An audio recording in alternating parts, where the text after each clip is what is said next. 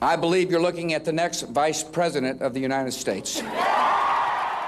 Former U.S. Vice President Dick Cheney died on Monday at the age of 84. His career in government stretched back to the Nixon administration, but his most consequential role was serving under George W. Bush in the wake of the 9/11 terror attacks.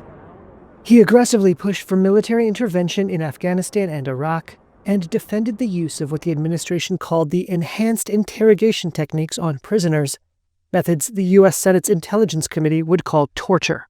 Presidential historians consider Cheney to have been one of the most powerful vice presidents in U.S. history. Dick Cheney's legacy is fundamentally complicated, fundamentally polarizing, and in many respects divisive. Professor Garrett Martin is with American University's School of International Service. I think many of those issues, played into that perception of Dick Cheney not being the most sympathetic character to his opponents. In the case of Iraq, we have a regime that is busy enhancing its capabilities. One of Cheney's lasting legacies is his insistence that Iraq had been developing weapons capable of threatening the U.S.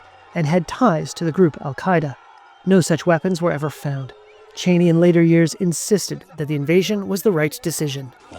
What we did in Iraq was exactly the right thing to do. If I had it to recommend all over again, I would recommend exactly the same course of action. But Professor Martin said this damaged American faith in how political leaders might use or misuse intelligence.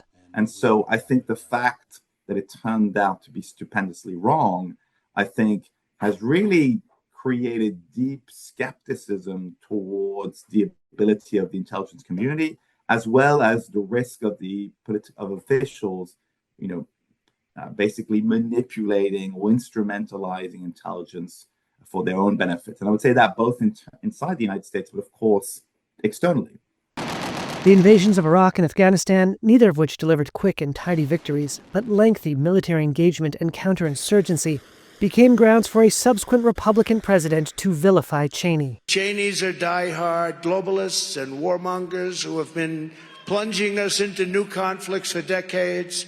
Cheney came out vociferously against Donald Trump 2 years ago, singling out Trump's efforts to overturn the results of his election loss in 2020. He tried to steal the last election using lies and violence to keep himself in power after the voters had rejected him.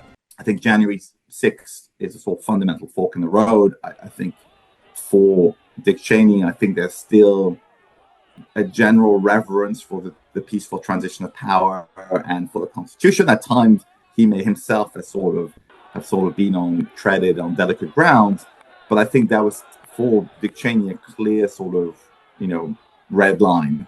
What he viewed Donald Trump as being responsible for in January 6th was just unforgivable. Cheney's family said he had died from complications of pneumonia and cardiac and vascular disease.